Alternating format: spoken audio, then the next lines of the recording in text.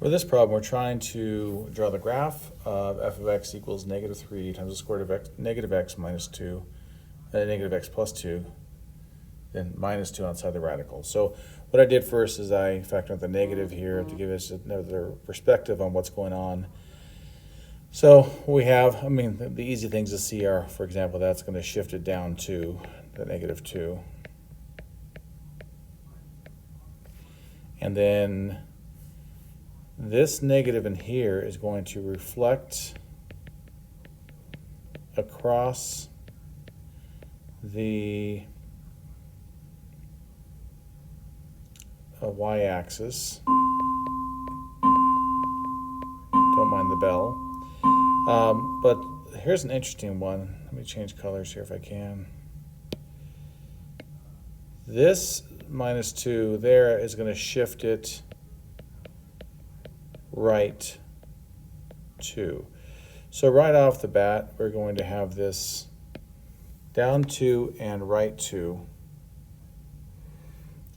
So normally a graph like this would look something like this. Let me get this is what I want up in blue. Okay, so normally this graph would look something like this. This is just g of x equals the square root of x. So what we're dealing with now is it's going to go down 2 and to the right 2. So this is the starting point. And the negative there out in front, the negative x, would make us think it's going to go this way. No, wait. It's going to reflect across. So yeah, it would reflect and go to the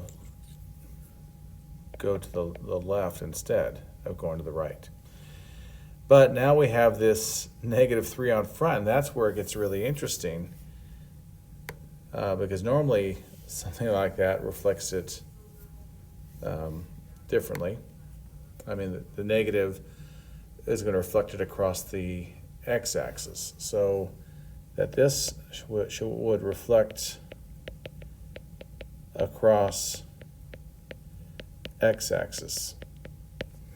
So what I would often do if I get to this point and short of going to Desmos and graphing it instead, if I wanted to see what's going on, I might even plot some points just to get a feel for what's happening.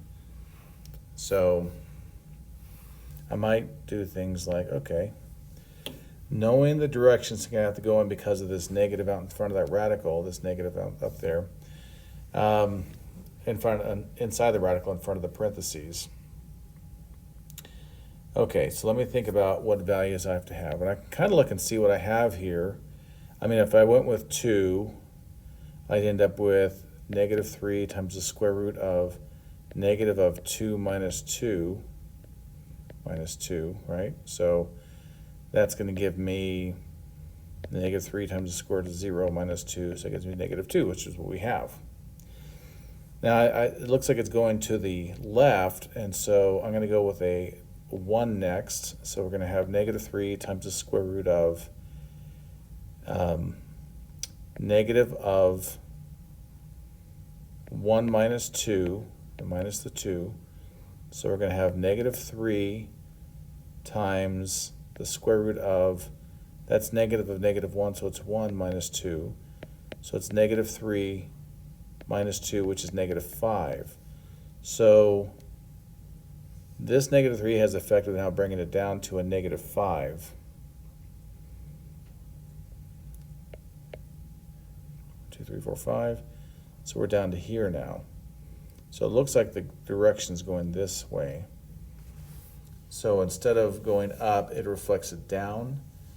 And because of, it's already below the x-axis, but the negative made it reflect down. Because of 3, it's really stretched out. So it's reflected down and stretched out. If we want to do one more, we could look at 0. That's negative 3 times the square root of negative of 0 minus 2 minus 2. So that's going to be, that's not going to be very nice. That's negative 3 root 2 minus 2. So it's continuing to go down as you go to the left. So this is the graph that we're looking for.